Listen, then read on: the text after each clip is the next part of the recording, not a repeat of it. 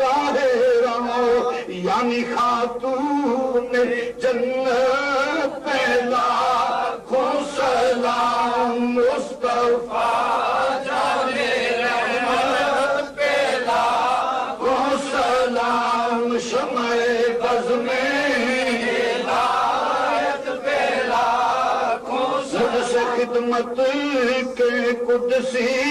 कहें आरज़ा मुझसे खिदमत के कुदसी कहें आरज़ा मुझसे खिदमत के कुदसी कहें आरज़ा